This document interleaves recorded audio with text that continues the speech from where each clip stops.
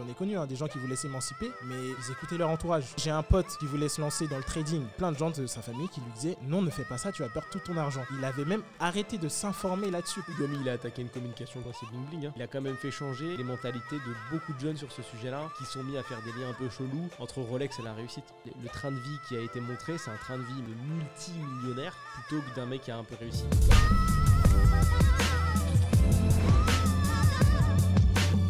Bienvenue dans Salarié Provisoire, le podcast qui te donne le cœur de devenir entrepreneur. Est-ce que tu t'attendais à ce que je lance aussi vite ? Pas du tout. J'étais pas prêt, mais c'est pas grave, je te pardonne. J'adore prendre des gens en traître, ça me fait beaucoup rire. Aujourd'hui, comme d'habitude, un invité, donc un maximum de plaisir. Je reçois Marco, alias Marc. Dis-nous tout, qui es-tu, cher Marc ? Alors, moi, c'est Marcus, d'ailleurs, sur les réseaux, en tant que nom de coach sportif. J'ai déjà spoilé ce que je fais, mais voilà. Je suis coach. Ça va faire maintenant 2 ans. Donc, c'est assez récent.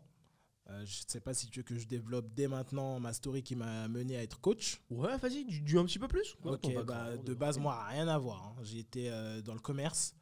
Parce que tout simplement, après avoir essayé plusieurs choses, ça m'a amené au commerce. De base, j'ai même fait de la comptabilité au tout début. Rien à voir encore une fois. Comptabilité, rien à voir. Tous les métiers qui ne se ressemblent pas. As-tu été cordonnier également ? Non, pas du tout. Mais pour la petite story, vu qu'on a le temps, je pense quand même, la comptabilité, c'est par rapport à mon père qui m'avait mis là-dedans. Après la 3e, en gros, j'étais bon en français. Ouais. Je voulais aller en L, mais... la prof avait dit à mon père que je ne trouverais pas de taf là-dedans. Du coup, lui, il m'a dit, bah non, on fait de la compta. Parce qu'en plus, il était en train de faire un hôtel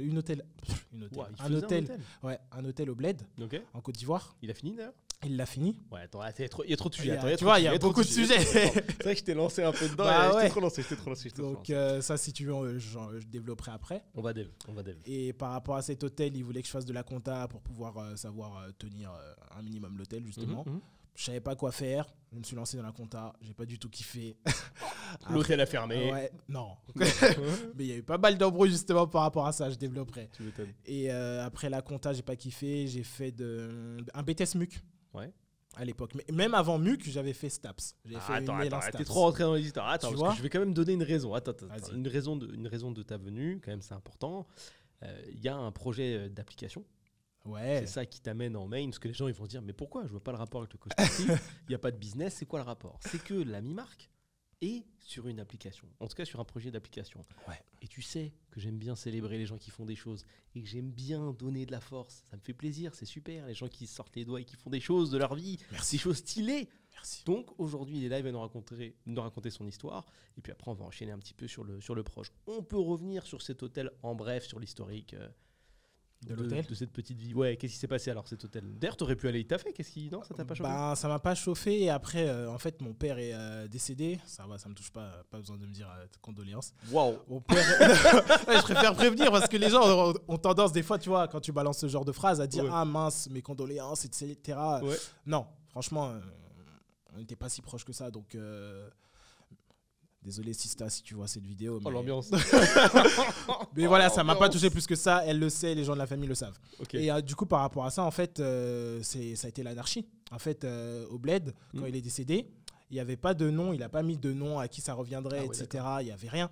Et là-bas, en fait, il y avait sa sœur qui a pris l'hôtel et qui a voulu gérer d'elle-même. Donc, c'est parti en freestyle. Les enfants, ça existe encore, rien. Ça existe encore. Wow. Mais moi, je ne sais même pas exactement où est l'hôtel. En Côte d'Ivoire. C'est ouf. Donc, ouais. C'est le truc de ton père, tu sais même pas où il est. Pas exactement. Je sais juste que c'est en Côte d'Ivoire. Super. Donc, une petite indication sur la localisation. Ouais, voilà. Tu embauches un mec qui est bon à GeoGuessr. Et peut-être qu'il va trouver. Peut-être, je sais pas. Mais du coup, c'est elle qui mange, comme on dit. Okay. Donc, et depuis longtemps ? Clairement, depuis au moins 3 ans. Ah ouais. Donc, ouais, c'est elle qui mange. S'est construit même une maison, on nous a dit, avec cet argent. Elle mange bien, elle vit bien. Mais les enfants... que dalle. Donc là, justement, on essaye de venir vers moi pour me dire mais Marc, vous laissez pas faire, essayez de reprendre, etc. J'ai essayé déjà 2 fois. Les 2 fois, en fait, il n'y avait pas d'accord. Enfin, les gens n'étaient pas réceptifs. N'étaient pas réceptifs, pardon. Et j'avais même un oncle qui devait nous aider, etc. Mais rien n'y fait. Ça se voit, tu vois, qu'ils veulent vraiment gratter le truc, le garder rien que pour eux. Donc, si tu vas pas en physique là-bas, tout péter. En physique, exactement. Donc là, je vais essayer de relancer parce que c'est l'un de mes frères cette fois qui m'a relancé en mode Marc, faut vraiment y aller. Donc là, il va m'aider pour essayer de ressaisir la chose. Et puis, on va se lancer, pourquoi pas. Après, moi, je vais pas non plus tout donner. Enfin, tu veux baser ta vie sur ça, quoi. Exactement, c'est ça que je voulais dire. En gros, j'ai pas besoin de cet argent-là pour vivre, tout simplement. Comme tu as parlé de mes projets perso que j'ai, c'est plutôt sur ça que je compte sur moi-même, mes business, mes projets. Donc voilà, quoi. Tu as bien raison. Bah, ça, c'est un starter de podcast, hein, je te le dis. Hein. Ça, c'est un démarrage, mon gars. On est dans tous les sens. Bam, les condoléances, le truc. Oui, mais non. Après, il y a l'hôtel. Mais en fait, on l'a pas. Il y a une meuf, mais on sait pas où il est. Waouh, une dinguerie. C'est une dinguerie. Festival. Donc, coach sportif, effectivement, tu as fait du commerce avant, tu as même travaillé dans une grande enseigne de sport. Donc pour toi, finalement, coaching sportif classique, c'est pas une surprise. Ouais, non, clairement pas. Clairement pas. Quand j'avais, comme tu l'as dit, enseigne de sport, j'étais chez GoSport. Maintenant, il y en a pas mal qui ont fermé. Après mon BTS MUC, j'avais essayé de voir ce que ça donnait tout simplement sur le terrain. Et je suis resté quand même 3 ans. Mais au final, ça devenait trop... Et on parlait de temps en temps de business. Ouais, on parlait en même temps, clairement. On parlait. Grave un bon, ce mec. Hein. Mais bon, vous le savez déjà, je pense, si vous nous regardez là. Et par rapport à tout ça, à côté, j'avais quand même cette envie à chaque fois toujours de m'émanciper du salariat, du monde du travail classique, on va dire. T'envoyais des bons signaux sur ça. Tu taffes, mais quand même, l'esprit est connecté à ce qui se passe. C'est ça. S'il y a moyen de créer quelque chose, on tente, quoi. Clairement. C'est un bon indicateur. Être curieux...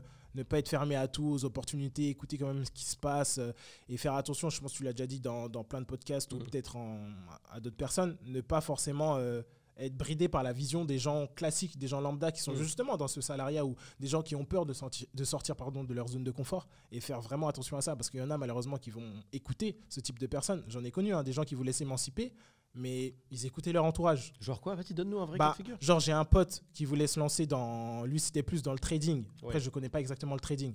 Mais il y avait plein de gens de sa famille qui lui disaient non, ne fais pas ça, tu vas perdre tout ton argent. Et du coup, il avait même arrêté de s'informer là-dessus par rapport à ça. Tu vois.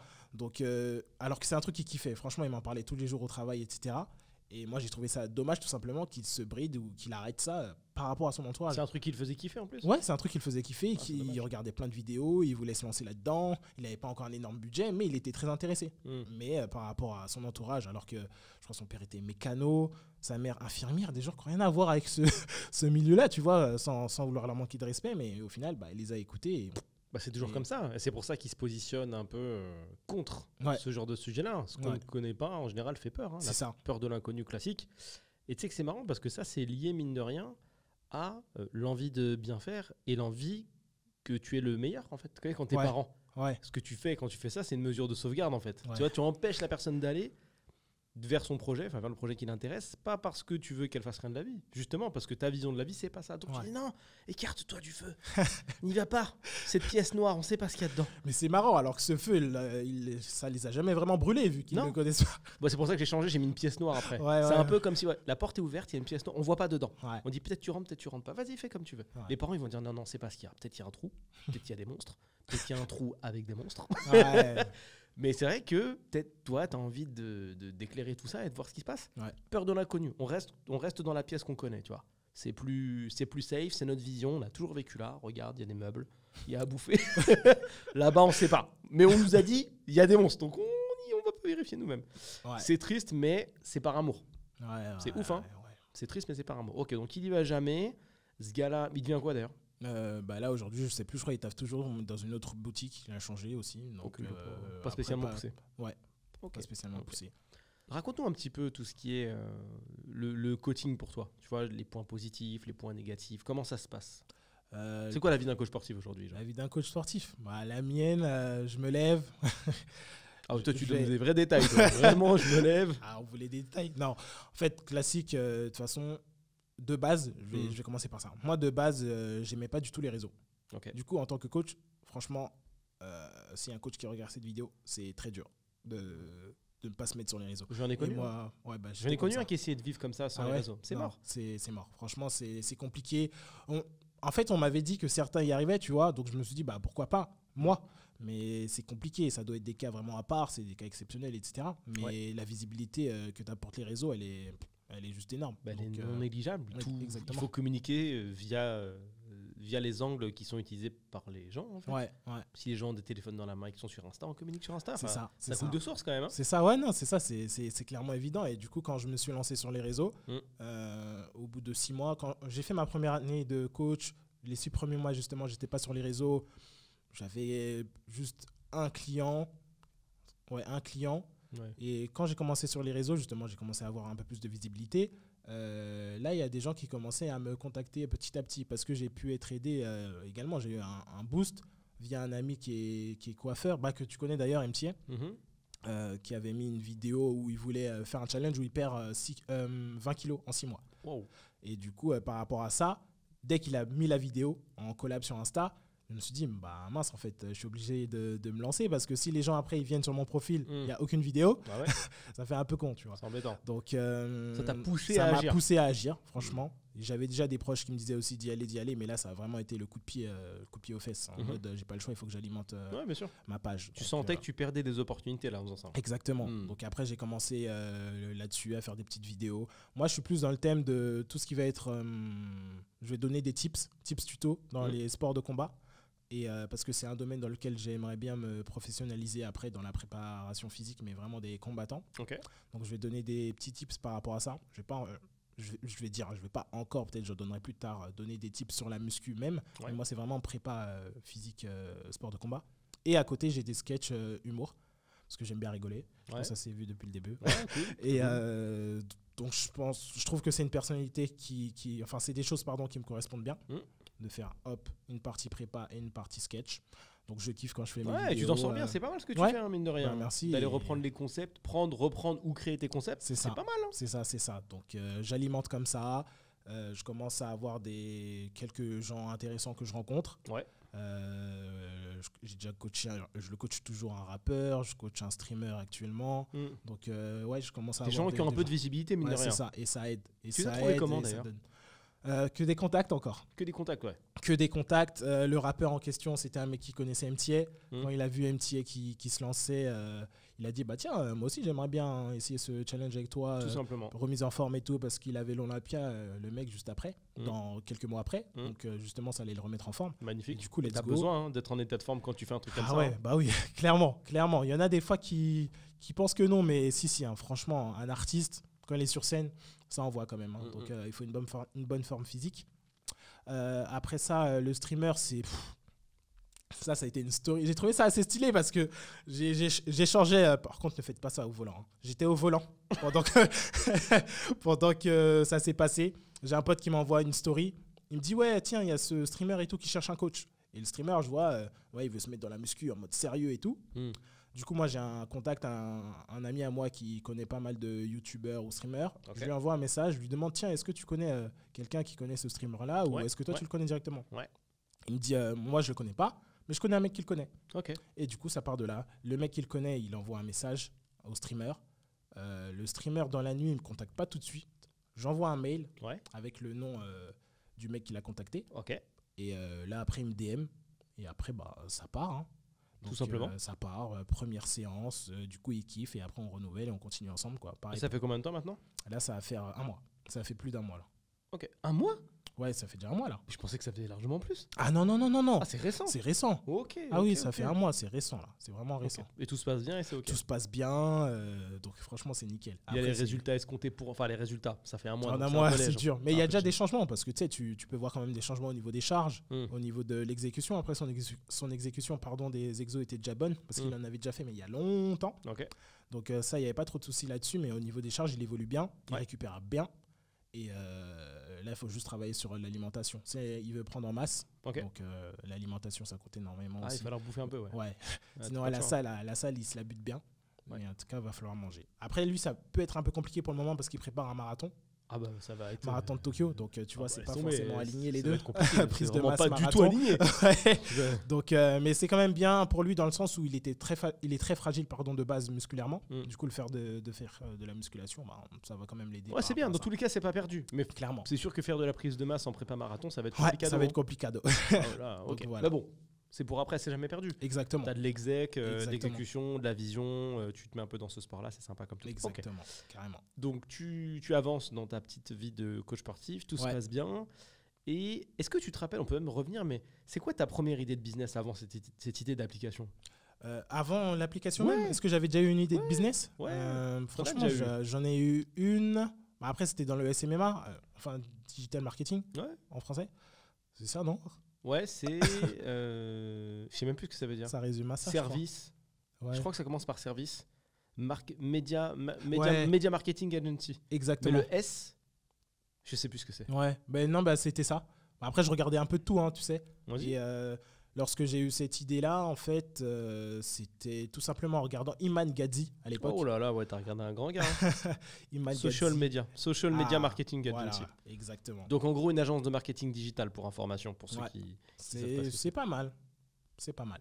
Et du coup, par rapport à ces vidéos, j'avais kiffé le sujet. Et je me suis dit, bah tiens, vas-y, pourquoi pas essayer. Et justement, j'avais fait appel à Julien. Yeah. Et pour que tu me donnes des conseils là-dedans, pour que tu m'aides, je me suis même formé avec toi. Ouais. J'avais pris une petite formation avec toi et ça avait été nickel. Hein. Franchement, ça avait été nickel. J'avais beaucoup appris. Mais moi, ce que j'aimais pas de mon côté, c'était par rapport à la prospection. Moi, j'avais du mal par rapport à ça. Le fait d'appeler les gens, etc. Pas en mode je suis pas à l'aise, etc. pour parler. Mais juste la démarche prospecter à chaque fois. Se prendre des noms, c'est rien. Ça c'est pas ça qui. Mais c'est vraiment la prospection en elle-même. Toi, tu parles vraiment de ce qu'on peut appeler le cold calling. C'est-à-dire appeler des gens à froid, à mort. Ouais, c'est ça. En fait, t'as tout dit. C'est bon, je peux partir. Mais il y a d'autres méthodes maintenant. Hein. Ah ouais? Ouais, il y a d'autres méthodes qui permettent d'éviter ça. Ça change la vie. Ok, mais moi, c'est vraiment, je crois, les appels à froid. Tu pourrais refaire ça aujourd'hui? Non. Ah. Sauf si, franchement. Non, je parle pas d'appel à froid. Est-ce que tu pourrais penser avoir une agence de marketing digital s'il n'y avait pas ce cadre appel à froid, ou c'est passé comme après peut-être, pourquoi pas, mais après ça t'a pas vraiment quitté, hein?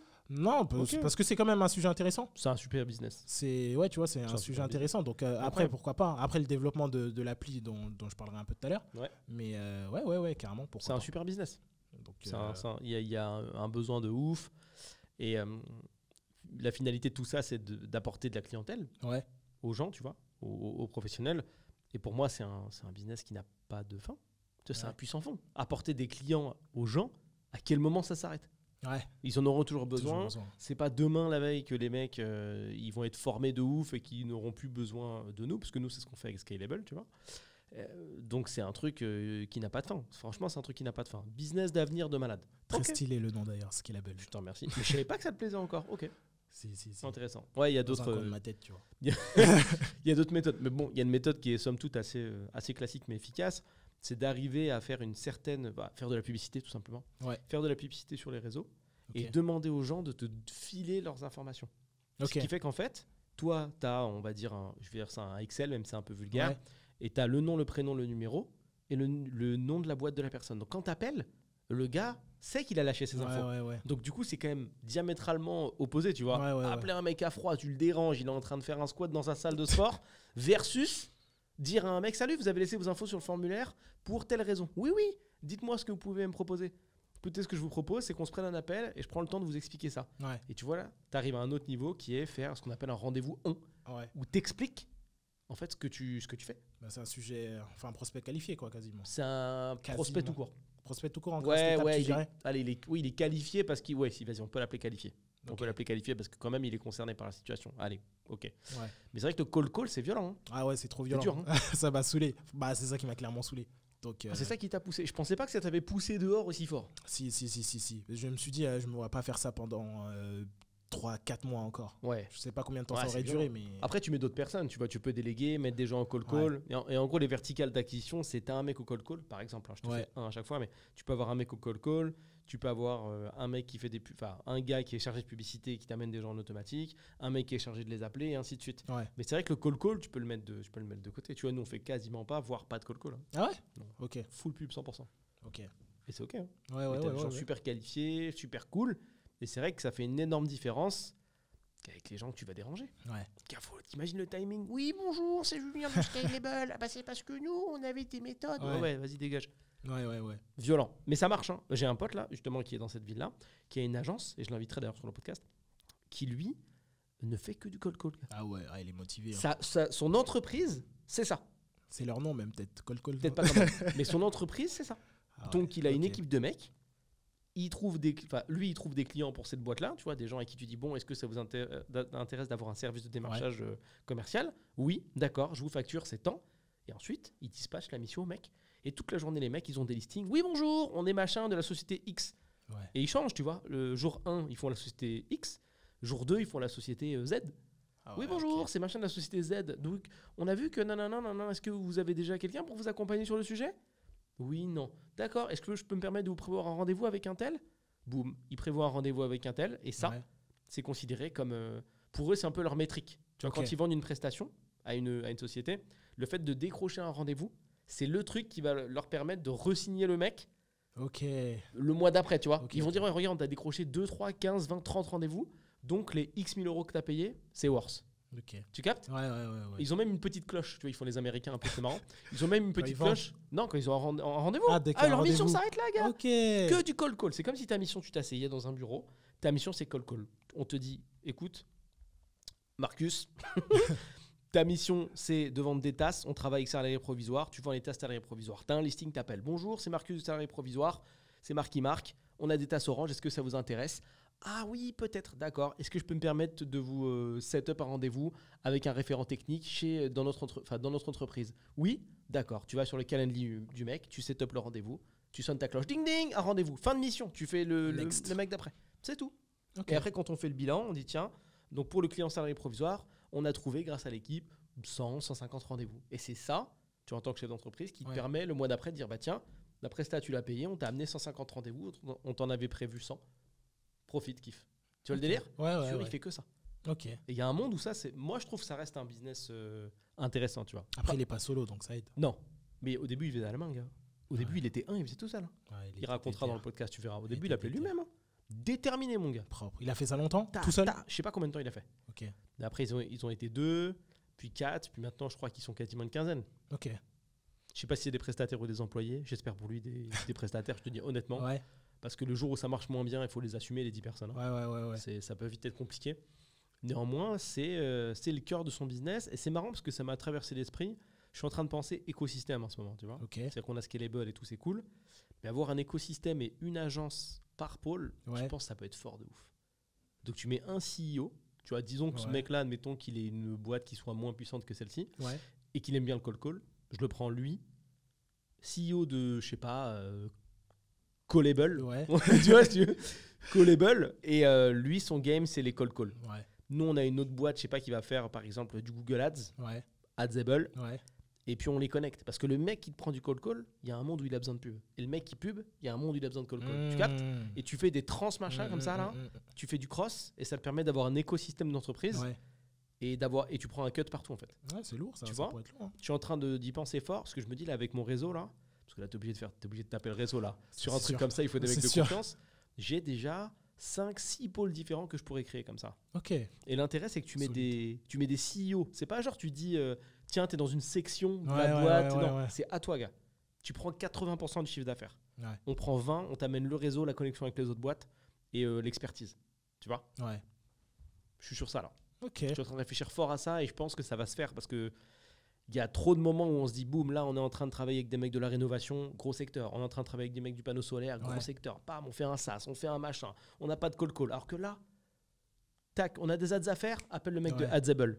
On lui fait des trucs. T'as du call, on met du call là sur ce client, oui. Le mec de Callable, tu vois. Tu peux dispatcher tes projets et tout le monde mange. Et les gars qui y travaillent, ils sont concentrés que sur un truc. Ils sont pas en mode on fait du froid, on fait du ads, enfin on fait de l'ads, on fait de l'email. Tu vois, tu t'isoles bien les verticales. Mais je crois qu'il n'y en a pas non plus 12 milliards. Il y a de la pub, il y a du cold. Et il y en a 3-4 max. Il ne faut pas non plus trop découper. Quoi. Sinon, tu t'en sors pas. Et la dernière, je pense que je vais connecter, c'est une qui s'occupe vraiment de la créa de contenu. Tu vois, en mode agence de créa de contenu, mais mélangée avec le community management. Je pensais que tu avais déjà ça, moi, justement. En interne. Ah oui, en interne. En fait, si tu veux, si on devait faire un schéma, il y a Scalable et en dessous, il y a tous les prestataires. Genre, j'en ai 50 si je veux. Donc, on peut couvrir tout ce que je viens de t'indiquer. Mais là, l'intérêt, c'est de faire des sections et de faire des boîtes différentes et d'avoir à chaque fois un mec qui est le CEO du truc. Tu vois, c'est plus ton prestataire. Il a une boîte structurée. Ça fera la diff. Tu vois, tu prends celui qui a le plus de la tête la mieux faite. et un mec déter avec de l'énergie. Des petits mecs entre 20 et 25 ans, il y en a un. Énervé, tu vois. Qui croit au projet, qui croit au podcast, qui croit à ma vision. Ouais. Tac, tu le mets en avant et lui, il tire la boîte. Ouais. Il tire ou il pousse, comme tu veux. Lui, il pousse le game et il s'occupe que de ça. Tu vois, je suis en train de vraiment... C'est une réflexion du moment, tu vois. Ça, je l'ai encore posé hier. Je me dis, tiens, lui, il peut faire ci. Un tel, il peut se mettre là. Putain, eux deux, ils se connectent trop ouf. Lui, il fait de la vidéo, mais il n'a pas de clients. Lui, il fait du community management, mais il galère à faire des vidéos de qualité. Bam, tu connectes. Oh, ça fait une agence de créa de contenu. Lui, on lui vend du cold. Fais voir Insta. Il n'y a rien sur Insta. Bam, créa de contenu. Il n'a pas de pub. Tu vois, et tu peux faire tourner. Donc, voilà. Je suis sur ça. Et ça peut être un truc d'un point de vue passif super intéressant aussi. Puisque tu prends un cut partout. Donc ça te permet d'avoir plus de trésor aussi, quoi. Ouais. Donc le modèle est pas mal. Bref, c'est lourd. On était sur ton SMMA. Iman Gadzhi, cette légende. Cette putain de légende. Ouais. Tu l'as découvert, au moment où tu l'as découvert, je crois qu'il n'avait pas encore pété. Hein. Ah, je sais pas, moi, il était quand même à un bon 3 millions ou 4 millions d'abonnés sur YouTube, je crois. Ah oui, d'accord. Quand je regardais à l'époque, il était déjà puissant. Il faisait du sale, ouais. Il était très très chaud, ce mec. Franchement. Qu'est-ce que tu as vu chez lui qui t'a plu? En fait, déjà, de 1, j'ai kiffé son élocution, sa manière de s'exprimer, genre son aura, tout simplement. Je précise que c'est en anglais. Ouais, c'est ça. Toi, t'aimes bien, de toute façon? Ouais, ça va, j'aime bien. Il a 5 millions 3 là aujourd'hui. Voilà, tu vois, donc il a pris encore un M. Ouais, j'ai tout simplement kiffé sa manière d'aborder les choses. En fait, ça va faire un peu comme à la Yomi Denzel, que je kiffe. Ouais. Dans sa manière de s'exprimer, en fait. Et rien que par ça, il y en a qui me touchent. Et Iman, il a fait partie des gens qui m'ont touché. La manière dont il explique, il est très pédagogue, je trouvais. J'aime beaucoup. Donc, ouais, non, j'ai kiffé par rapport à ça. Hein. Et j'aime bien cette espèce de richesse un peu lisse. Ouais. Pas trop bling-bling. Ouais, c'est ça. T'as pas besoin de... Clairement. J'ai donné un conseil comme ça à un pote il y a pas longtemps qui hésitait à faire du bling-bling, tu vois. Il a une boîte qui fonctionne très bien. Il me dit, putain, mais je crois que je vais faire du bling-bling de ouf. Parce que quand tu fais du bling, ça attire plus de gens. Sur lui-même? Ouais. En fait, il fait de la trésor de ouf. Il me dit, ouais, là, j'hésite à switcher dans une créa de contenu bling-bling de ouf. À la Swagman à l'époque. Ouais, abuse. Tu veux abuser, tu vois. Et je lui ai dit, gars, t'as ta manière de proposer un contenu qui est stylé, parce qu'il fait quand même des trucs qui sont vachement classe. Je lui dis, je suis pas sûr que l'audience que tu vas attirer avec te plaise trop. Ouais. Parce que là, tu as une certaine typologie d'audience, donc c'est pas des milliards de personnes, mais tu ressembles beaucoup plus à un Iman Gadzhi qu'à un gars qui vit à Dubaï dans l'e-commerce. Ouais. C'est pas la même ambiance quand même. Ouais. Donc essaye plutôt, conseil, hein, fais comme tu veux, mais essaye plutôt de surfer sur ce truc-là que tu développes depuis des années qui est super, plutôt que de partir sur du bling, ça commence à sortir des lambeaux, etc. C'est même pas toi, tu vas t'ennuyer. C'est nul, tu vois, c'est pas lui. C'est pareil pour moi, j'ai pas un contenu très bling-bling, ça m'excite pas de faire ça, tu vois. C'est pas mon délire. Et Iman, je kiffe. Ok, je vois. Il est trop dans ce game-là. Ouais. Il arrive, bête de resto, etc. Il a pas besoin d'en faire des tonnes. C'est ça. Ça se sent. C'est ça. Dans le resto, t'arrives, il pose sa voiture. Il a pas besoin de rouler lui-même, tu vois. Il est conduit dans une grosse caisse, mais on la voit pas trop. Ouais. Il arrive dans un resto, on prend ta veste. Tu sens tu sens que c'est pas des endroits où tout le monde va. C'est stylé, il y a des grandes tablées, l'éclairage, la qualité de la caméra aussi, ça fait la diff, mon gars. Clairement. Il est suivi par un mec qui doit avoir une FX30 ou un truc comme ça. Non, mais vraiment, parce que le rendu, ça compte. Incroyable. Le rendu, clairement. Ça compte, gars. Clairement. Donc, tu vois, tout ce branding est cohérent et il t'envoie beaucoup de force, alors que finalement, au visuel, il t'envoie pas tant de thunes que ça. Hein. Non. Il t'envoie pas tant de thunes que ça. Il n'y a pas grand-chose. Hein. Il est dans des grands apparts pas trop décorés. Parce que c'est beaucoup trop grand en fait. Donc du coup... Non mais c'est lourd, l'image qu'il renvoie est lourde. Donc, j'aime beaucoup. Mais tout à l'heure tu as dit il est pas trop bling bling comme les gars du e-commerce à Dubaï. Donc pour toi Yomi est un mec bling bling? Yomi il a attaqué une communication quand même assez... il a adopté pendant très longtemps une communication assez bling bling. Hein. Ouais. Il a absolument suivi les codes de la blingouse. Hein. Ouais. Je cite, je fais un peu de thunes, directement le réflexe, allez c'est parti, je vais chez Rolex. Je suis désolé. Oui, c'est vrai. En fait, le Yomi d'à l'époque, je voulais dire même, est-ce que maintenant tu le trouves toujours assez bling-bling? Non. Mais il sait là où il est et c'est OK. Ça peut être une stratégie de communication et c'est OK. Il sait là où il est avec ce genre de move. Le coup de je fais un peu de trésor, je vais chez Rolex, acheter une Rolex. Ouais. Wow. C'est vrai qu'il suit beaucoup les codes qui font que ça marche. Est-ce que c'est un mal de faire ce qui marche? Je pense pas. Non. Néanmoins, moi, c'est un truc qui me fait pas rêver et ce qui est un peu dommage, mais c'est la vie, hein, parce qu'il est assez connu. Il a quand même fait changer les mentalités de beaucoup de jeunes sur ce sujet-là qui sont mis à faire des liens un peu chelous entre Rolex et la réussite. Ouais, tu vois, si t'as pas une Rolex à 30 ans, t'es un peu un loser. T'es un peu un loser sur les bords, tu vois. Si t'as jamais roulé en Lambo, t'es un peu claqué, tu vois. Ouais. Voilà, moi je trouve, en tout cas à titre perso, le train de vie qui a été montré, c'est un train de vie, même si les gens ne se rendent pas compte, de multimillionnaire, plutôt que d'un mec qui a un peu réussi. Ils ne se rendent pas compte, les gens. Parce que quand tu peux te payer une montre à 50K ou une montre à 100K, en général, tu as quand même beaucoup de trésors de côté. Il faut se permettre. C'est particulier, surtout en France. Hein. Si tu fais du business en France, toi-même, tu sais... check out, un petit shout out pour les impôts. Merci beaucoup pour les 45% d'URSSAF, ça régale. Donc ça pique. Ça pique. En plus, ils ont augmenté. Hein. Ils vont augmenter sur 3 ans. Rien que statut auto-entrepreneur aussi. C'est trop. Ça, franchement, ça tabasse. Donc, tu vois, ça a fait évoluer la vision du business, le train de vie, etc.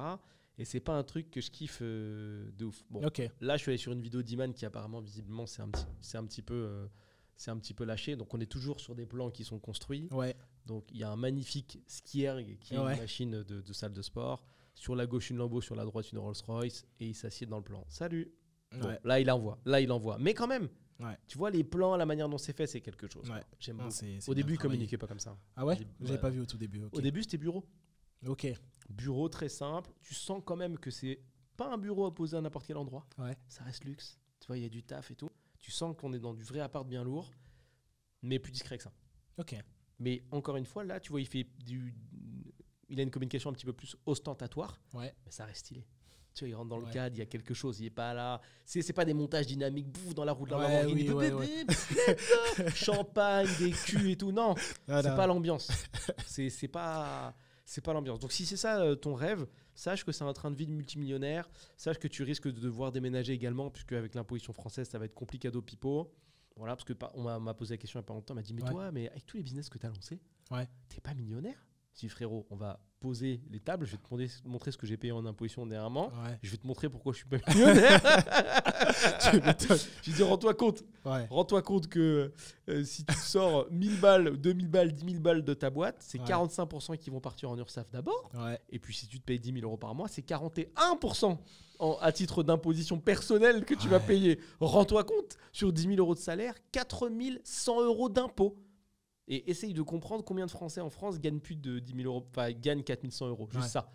Donc tu paierais en imposition déjà un salaire qui est quasiment pas payé. Tu vois. Laisse tomber, c'est la folie. C'est vraiment pas le bon pays officiellement pour faire un max de trésor. Mais les gens t'ont pas posé la question en mode pourquoi tu pars pas?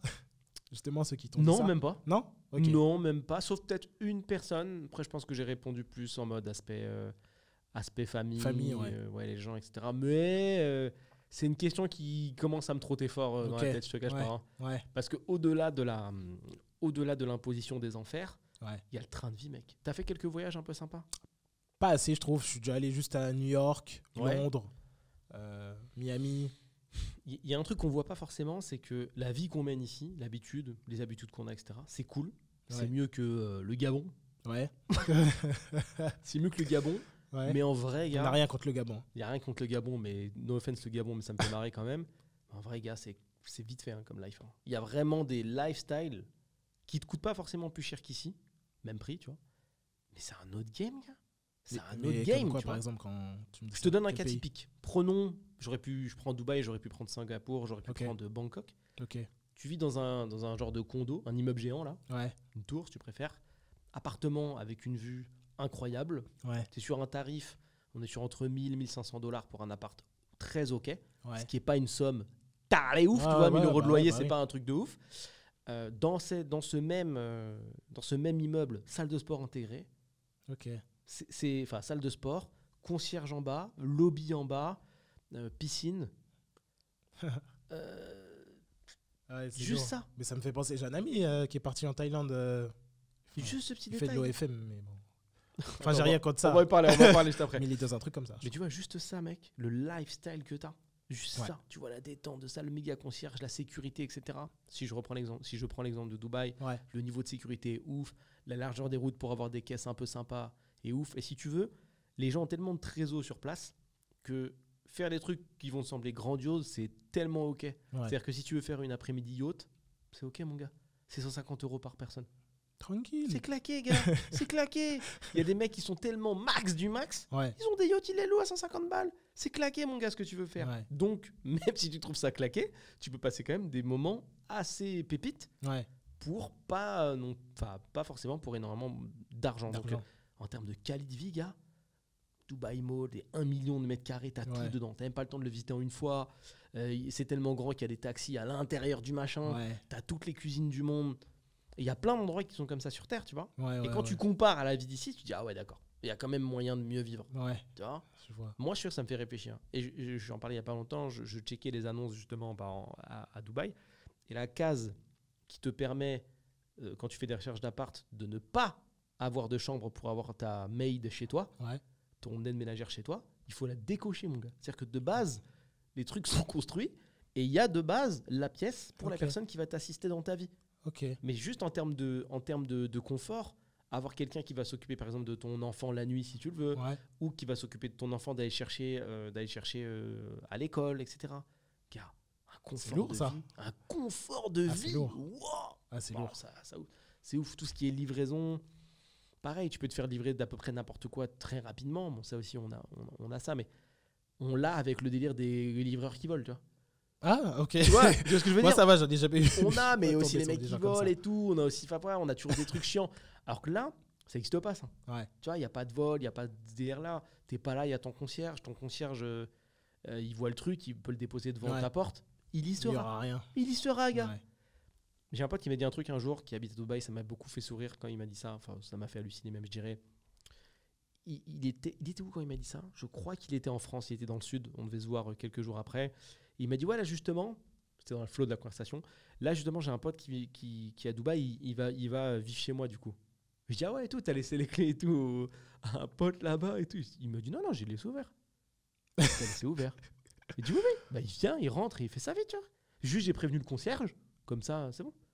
Je dis, waouh. Il me dit, mes gars, mais depuis que je vis à Dubaï, mais j'ai jamais fermé la porte d'entrée. Ah ouais. J'ai dit, sérieux. On m'a déjà parlé ça, que c'était vraiment safe, mais à ce point-là. C'est pas le même mindset. C'est pas le même mindset. Il n'y a pas de. Les gens ne pensent même pas à ça, quoi. Mais, ils pensent même pas à ça. DB. Et la dernière fois, il a eu une méga fuite d'eau chez lui. Il m'a envoyé une vidéo, je pourrais te la montrer après, qui est assez marrante, vraiment là. C'était les chutes du Niagara dans sa salle de bain. Il n'y a pas de. Attends, je vais voir sur la boîte aux lettres le numéro du plombier scammer qui va me vendre. L'intervention 90 € et 667 € la réparation de la fuite, tu vois. Ça n'existe pas, ça. Il va voir le concierge, il dit ouais, il y a une fuite, le concierge il monte, 3 minutes plus tard le mec est là, on appelle le mec qui s'occupe de la résidence, il arrive, il corrige le problème, point barre. Direct. Tu vois ce genre de petits détails.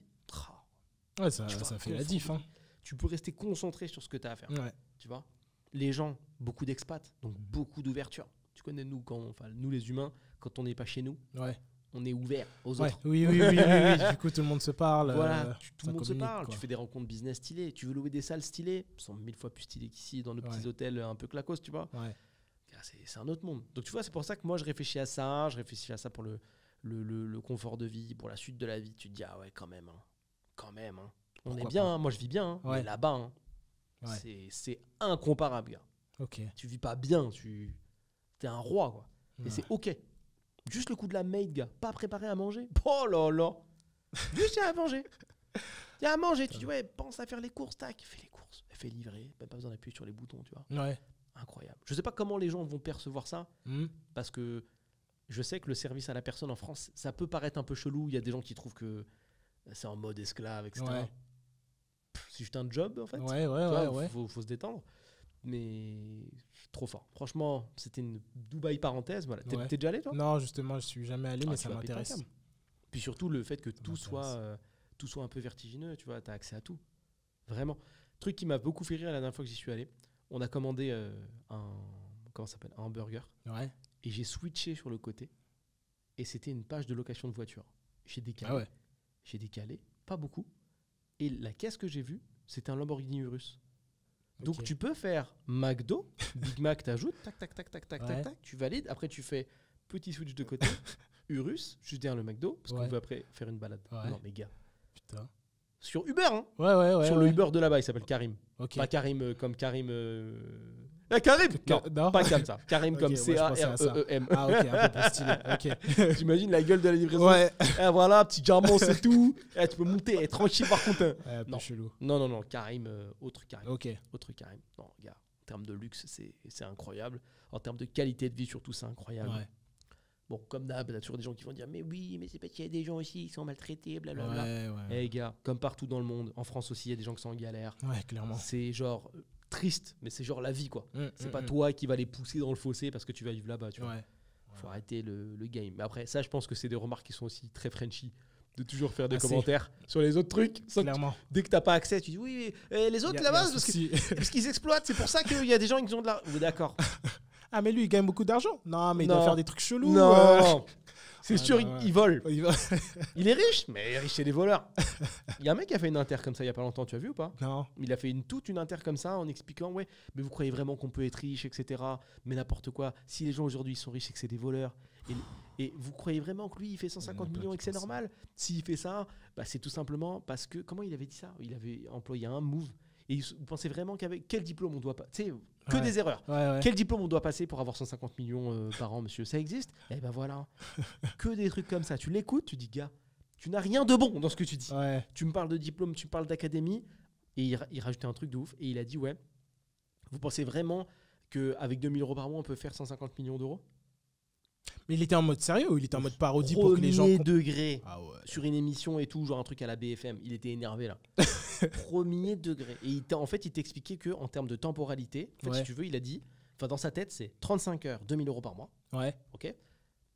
Du coup, 150 millions, non, pas possible. Mathématiquement pas possible. Mathématiquement impossible. Il n'a pas tort en travaillant. Mais c'est-à-dire qu'il ne sait même pas ce que c'est l'effet de levier. Okay. Il n'est même pas au courant qu'une entreprise, c'est des gens qui travaillent pour réaliser le rêve d'un mec. Il n'y a pas l'info.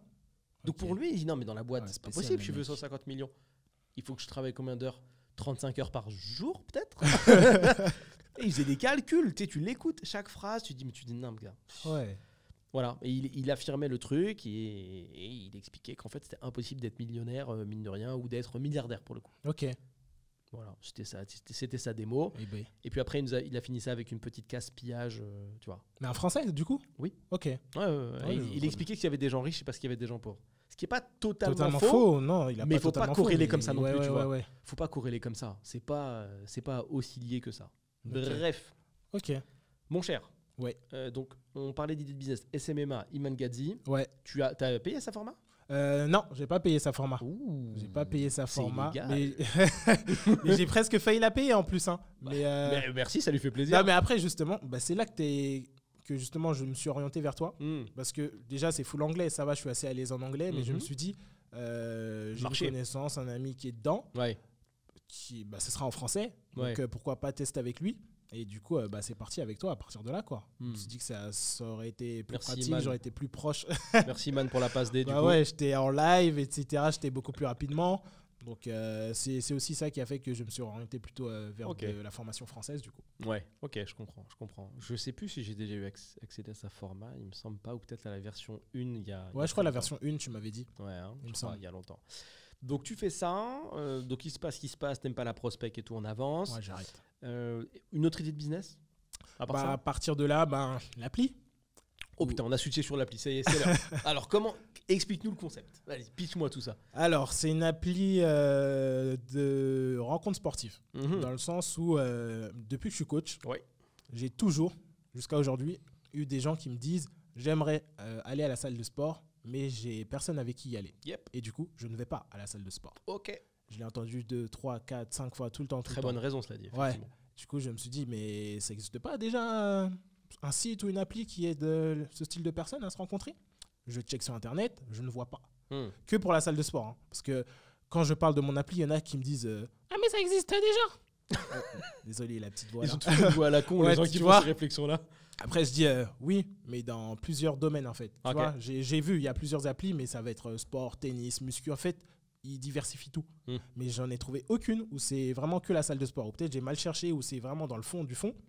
Et je me suis dit, vas-y, pourquoi pas me lancer, pourquoi pas essayer. Ce qui va permettre aux gens de se rencontrer. D'un côté, nous on appelle ça, je ne dis pas le nom exactement, mais ça permet de rencontrer quelqu'un pour faire que du sport avec lui. Tu as aussi un autre côté, on va dire un peu gym crush. S'il y a plus ces affinités, vous allez plus loin. C'est vous qui voyez. Et puis voilà, donc je me suis dit que ce style d'application pourrait peut-être correspondre. Sur mon Insta, il n'y a pas longtemps, il y a une semaine, j'avais fait une story pour, on va dire, un peu brainstormer. Brainstormer. Brainstormer ou prendre la température? Pardon, j'ai dit brainstormer? Ouais, parce que tu brainstormes avec la communauté, toi. Non. Prendre la température. Pas brainstormer, non, tu sais, bootstrapper. Bootstrapper. On a un technicien d'entrepreneuriat, il a dit bootstrapper. Wow. Bootstrapper, même si je me suis trompé. Non, je voulais dire bootstrapper. Ouais. Et du coup, j'ai eu les retours par rapport à ça. Et justement, là, on va dire, c'est comme si ça m'avait fait un peu des clients qualifiés. Parce qu'en fait, là, on va lancer une bêta. Et du coup, via cette bêta, on voulait récupérer quelques personnes qui pourraient essayer. Donc là, j'ai eu des bons retours. Ces personnes-là, directement, vu qu'ils ont répondu à mon sondage, et après ma vidéo, j'ai proposé un sondage. Tous ceux qui ont dit oui, je les ai contactés. Allez. Il n'y en a que 3 qui ont dit non. Je n'ai pas contacté ces gens-là, tu vois. J'ai demandé justement d'être le plus honnête possible, de ne pas avoir d'affinité, enfin de ne pas répondre par rapport à l'affinité qu'ils ont avec moi, parce que ça va juste... C'est des gens proches? Dans ma story, il y a des gens proches. Enfin, sur mon Insta, il y a des gens proches et 2 que je connais moins. Il y a des 2. Ah. Du coup, il y a des 2. Après, c'est cool parce qu'il y en a que je connais pas vraiment plus que ça, tu vois. C'est les meilleurs retours. Exactement. Donc, avec ces gens-là, quand on va sortir la bêta, j'attendrai leur retour avec impatience. Et après, on sortira bientôt et au plus vite l'application pour 2025. J'espère de tout cœur. Ça va le faire pour 2025. Peut-être 2026, on sait jamais. De toute façon, tu verras, ça évolue toujours. Ouais, c'est vrai. Mais l'idéal, en tout cas, nous, on vise 2025. Ok. Là, on vise 2025. Il y a des sujets intéressants autour de cette appli. Déjà, effectivement, la stratégie d'aller chercher du sondage et de demander du retour avant qu'elle sorte. Bon, ça, c'est la base, pour ceux qui ne le savaient pas. Ça évite de partir sur la longue route de je code pendant 2 ans, je sors mon appli alors que le concept n'intéresse personne. Autant proposer d'abord le concept. Ouais. On va gagner. J'ai failli faire cette bêtise justement, et c'est toi encore. Oh là, c'est un sauveur là. Oh là là, c'est fou. encore lui. C'est toi justement qui m'avais parlé de ça. Ouais. Donc de bootstrapper. Donc clairement, merci. Et c'est bête de. Enfin, c'est bête, c'était un peu de... Je connaissais pas, en fait. Ouais. Donc, c'était plutôt de l'incompétence ou... Non, c'est la méconnaissance, pas. Ouais, la méconnaissance, plutôt, j'aurais dû dire. Le concept du bootstrap, c'est y aller avec les moyens du bord. L'appli n'est pas faite. On essaye de faire... de créer le chemin le plus court entre... J'allais dire la version finale. Entre le concept et les gens. Plutôt que de développer pendant des années et risquer un flop, autant demander directement aux gens et puis leur fournir une version à terme la plus basique possible. On ne se lance pas dans des grandes fonctionnalités. Ça marche très bien. Tu peux le faire au travers de groupes Facebook, de groupes Insta, de groupes Telegram, de groupes ce que tu veux. Du moment que tu as identifié la typologie de personnes que tu vises ou dans ta config grâce à ton audience. Ouais, grâce à mon audience. Ouais, c'est ça, audience. Tu veux vendre un truc aux gens, on est dans un monde où on peut poser la question. Ouais, tout simplement, tu vois. Posons-la, gars. Question, t'as même des petits sondages, tu mets ton sondage, t'as les stats. Pourquoi tu réfléchis tout seul? T'es là. En fait, tu vois, ça rend le truc puéril. D'oser croire que tu vas mieux penser que ton marché. Ouais, carrément. Pose ta question, demande-leur. T'as les réponses directes. T'as les réponses directes. Bon, ce que tu aurais pu faire d'encore mieux, c'est de pas prendre de gens qui te connaissent parce qu'ils vont forcément mettre de l'affect. Ouais. T'es obligé. Après, j'ai bien prévenu dans ma vidéo. Donc, ils ont l'air de prévenir autant que tu veux, mais c'est de l'affect, c'est de l'émotion. Ça se je sais qu'il y en a qui ont répondu avec de la fiction. Toujours. Il y a toujours de l'affect, il y a toujours une petite connexion qui dit on va le soutenir quand même. Erreur, parce que c'est ce que tu veux pas, toi. Exactement, c'est ce que j'ai dit aussi. Donc, après, c'est mieux de les disqualifier. C'est mieux de les disqualifier. Et le deuxième point, c'est de prendre des gens qui sont vraiment les cibles. Ça aussi, ça peut être une erreur. Typiquement, j'avais eu un exemple comme ça d'un gars qui voulait faire une appli de rencontre et il avait demandé à des gens autour de lui. Et quand je lui avais dit, mais attends, mais c'est tes cibles, ça. Et ils sont pas mariés? Si. T'es en train vraiment là de faire une appli de rencontre pour les gens divorcés avec des gens qui sont mariés. C'est ça que t'es en train de faire. Il n'y a pas un problème de ciblage, etc. Et il n'a pas imprimé. C'est quand je lui ai dit, c'est fou de faire ça. C'est pas tes cibles. Ils sont pas dans la configuration. Clairement. C'est trop bizarre. Bref, donc ok. Toucher la cible. Tu penses que tu vas refaire un autre sondage? Où t'en es là du coup en termes là, de dev? on en est. Le dev, il est très bien avancé. D'ailleurs, petite story time par rapport au dev. C'est un associé maintenant. C'est un peu ça arrive souvent ça. De prendre le dev dans l'équipe parce que quand tu regardes le prix de dev d'une application, Seigneur, faut être déterminé. Le jour où j'ai vu ça, je me suis dit oui. Donc le mieux que j'essaye de voir, je lui ai proposé le projet le premier jour, je crois qu'il était 2h du mat. En fait, ça sort de là. Je regardais Social Media. Social Media, le film? Le film. Le film, ok. J'avais kiffé. Je kiffais la déterre. Et tu t'es dit, putain, il faudrait qu'on trouve un truc à voler. Pas dans ce sens-là. Il faudrait qu'on trouve un concept à voler à des mecs. À des mecs de l'aviron. Ok. Non, et du coup, j'avais grave kiffé la déterre dans le film. Et vu que j'avais déjà eu cette idée avant, là, je me suis dit, vas-y, Marc, lance-la. Essaye. Essaye. Je contacte Swan, dédicace, si tu vois ça. Normalement, tu vas le voir. Je le contacte, je crois, il est 2h, 3h du match. Je sais pas ce qu'il faisait debout lui aussi. Il me répond. C'est un développeur. Je lui explique, pas totalement, je lui dis j'ai une idée d'appli, est-ce que t'es chaud? Ok. Je lui explique rapidement, comme là un peu j'ai expliqué. Je lui dis soit si t'es pas chaud, je vois tes tarifs, vu que c'est un pote, je lui demande si après il peut me faire un tarif préférentiel, soit on s'associe tout simplement. Okay. Du coup il a kiffé le concept et on s'est associé et puis let's go, hein, c'est parti de là. Il code et moi je me cherche un peu de tout ce qui va être côté com, marketing, etc. Après j'ai quand même des gens qui m'aident là-dessus. Ouais. Au niveau de la DA, au niveau de la com digital, enfin j'ai un mec dans le marketing au niveau de la com aussi, tout ce qui est marketing. Je vois qui c'est. J'ai la révélation. Zaki Larson. Donc, ouais, non, j'ai une bonne équipe. Ça, je trouve que j'ai eu beaucoup de chance là-dessus. Ou peut-être c'est pas de la chance, peut-être que je l'ai provoqué tout simplement. D'être entouré de gens, que ce soit toi ou même d'autres personnes. Des gens qui sont déjà dans les domaines que tu vises, qui ont le mindset que tu vises ou que tu as déjà. Bien sûr. Ça aide énormément plutôt que d'avancer tout seul. Il y en a qui font tout seul, hein. Respect, je sais pas comment ils font d'ailleurs. Quelle erreur. Mais c'est trop dur. Tout seul, c'est trop dur. Donc, c'est trop dur et c'est un mauvais move. Parce que plus tu parles de ton projet aux gens, plus tu as de chances qu'on t'apporte des idées supplémentaires. Ouais. C'est pas mal. C'est ça aussi. Ça te sort un peu de ta vision perso de 2h du matin. Ouais. Donc, franchement, c'est pas une mauvaise chose. Ouais. Donc, si vous avez des projets, parlez-en. Ouais, clairement. Vraiment. Clairement. Restez pas caché. Il faut en parler. Ouais. Je te dis, il y a trop de gens en mode Silicon Valley. Ouais. Je crois qu'ils habitent je sais pas où. Ouais, non, je parle pas de mon truc. Je t'en parlerai quand ça sera bon et tout. J'étais comme ça au début en plus, moi. Ouais. C'était un petit message, l'enfoiré. Mais ça, je trouve que c'est tellement une erreur de ouf. Ouais. T'as vraiment l'impression que les gens, ils vont écouter ton projet, qu'ils vont dire ah d'accord. J'y vais. Allô, Mathéo. Ouais. Une bête d'appli. T'es prêt? Tu fais toujours du React JS? Non. Les gens ne font pas ça en fait. Ils restent et voilà, ils continuent leur journée, de taf ou leur soirée ou ce que tu veux. Ouais. Et ce soir, c'est Netflix and chill, mon gars. Ouais. C'est pas code et on va voler le truc du mec. C'est pas comme ça que ça se passe. Non, ou dans de rares configs. Et quand bien même ils feraient la même chose que toi, vu qu'ils ont que l'idée de base, ça sera pas développé pareil. Ouais, c'est ça. Ça se trouve, vous allez même pas être sur le même marché. Ouais. Tu lui as donné qu'un bout. Ouais, c'est ça. Du coup, clairement, excuse-moi pour répondre à ta question, parce que tu me demandais où on en était. Là, on en est on va bientôt sortir la bêta. On voulait juste finaliser quelques petits trucs au niveau des logos. Genre, on voulait en rendre un peu plus stylé des logos de base qui servent à certaines fonctionnalités de l'appli. Oui.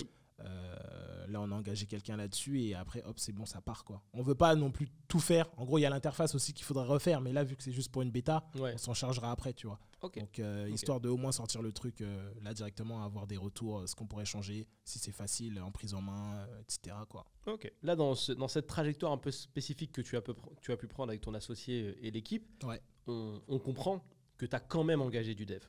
Tu vois, contrairement au plan idéal qui aurait été de. Il n'y a pas qu'une manière de faire dans la vie, ça tombe bien. Ouais. Mais c'est vrai que si demain tu en refais une, il y a d'autres solutions qui sont plus rapides et moins onéreuses, mais tu n'as pas payé soit, en tout cas pas pour l'instant, pour pouvoir tester de l'app, tu vois. Okay. Typiquement, tu vois ce que c'est un peu le no-code. Ouais. Tu as découvert. Il m'en a parlé un peu lui aussi. Ouais, parce que c'est puissant. Donc c'est tout un tas de solutions qui permettent d'obtenir en résultat des choses que normalement on n'obtient qu'avec du code. Ouais. Voilà. Donc là, il y a des applis comme Bubble, comme Bulle, qui te permettent de faire des applications web. Donc tu vois, c'est pas vraiment une appli, c'est une appli web. Donc elle sera jamais sur l'App Store, elle sera que sous forme de site internet, mais qui va s'adapter au téléphone. Donc quand tu es dessus, le rendu est similaire. Et ça te permet de sortir un MVP, donc je ne vais plus le dire en français, mais PMV, produit minimum viable. En gros, une bêta, mais plus vite. Tu vois, développer ton appli en no-code, c'est 3 semaines. Tu vois, donc ça veut dire que tu as ton concept, tu pousses ton concept, tu as des retours, MVP. 3 semaines plus tard, MVP prêt, on fait évoluer les fonctionnalités et au bout d'un moment, on arrive à une espèce de cap technique qui est de plus en plus loin parce que le no-code est de plus en plus stylé. Et là, tu devs en dur. Mais sinon, avant, tu fais pas, tu vois. Nous, la dernière app qu'on a lancée, on a commencé à envisager de la passer en dur quand on avait 1000 utilisateurs sur le MVP. Tu te rends compte? Ça fait beaucoup quand même, tu vois. Là, elle est lancée en tout cas. On l'a cut. Pour une autre raison, parce que le marché sur lequel elle a été positionnée lui-même s'est effondré. Donc il n'y avait plus rien à faire dessus, tu vois. Néanmoins, tu vois, avant même qu'on se dise, tiens, on va passer ça, en plus que le mec qui était associé avec nous dessus était un vrai dev. Swan est un vrai dev. Qu'est-ce que tu veux dire là? Ouais, là aussi. Ok. C'est pour te dire qu'il a mis de côté sa casquette dev. Ouais. Comme le no-code, excuse-moi. C'est forcément simplifié du code. c'est ça. Il s'est formé vite fait. Là-dessus, ok. Et il l'a fait en no-code. Et en 3 semaines, il nous a sorti notre premier MVP. Lourd. Donc tu vois, on a fait publication sur différents groupes, énormément de commentaires de gens qui sont chauds, récupération des mails, etc. pour faire une vraie base de données pour avoir des utilisateurs. Ouais. MVP. Ok. Une fois que c'est prêt, on annonce et on dit aux gens, on les met dans une communauté, faites-nous un retour d'information en fonction et ils nous ont remonté toutes les erreurs. Tu vois, tu fais bosser ta communauté pour toi. Ouais, ça c'est plutôt que de partir à la chasse du bouton bien placé, mal placé, de la lecture, etc. Parce que tu peux penser à ton interface autant que tu veux. Il y a un monde où ce que tu fais, c'est carrément hors sujet. Tu vois. Ouais. C'est vrai, hein? Ouais. C'est pour ça que moi, j'essaye de... Au début, tu sais, t'as quand même envie de retenir le truc et de le faire toi-même. Mais au bout de quelques apps, tu te dis, vas-y, faites-vous et dites-moi ce qui déconne. Et 1000 cerveaux, même si t'as pas 1000 personnes qui font, mais 100 cerveaux, parce qu'on a eu au moins 100 personnes qui étaient actives, t'imagines bien. Ouais. Ça vaut mieux que le retour de ton équipe qui est également touchée par l'affect et par le projet, ou même toi. Tu vois. Non, finalement, t'es pas forcément la cible de ton propre produit. Ouais. Donc ça peut être intéressant c'est très intéressant de demander qu'aux gens qui sont touchés. Tu vois. Ouais. Les gars, les retours que t'as, ils ont rien à voir avec ce que tu visualises. Hein. Ouais. Ah ouais. Tu peux pas y penser. T'es pas concerné. Ouais. T'es pas dans leur vie. Nous, on visait des propriétaires de maisons de peut-être entre 45 et à partir de 45 ans. Ouais. Pas concerné.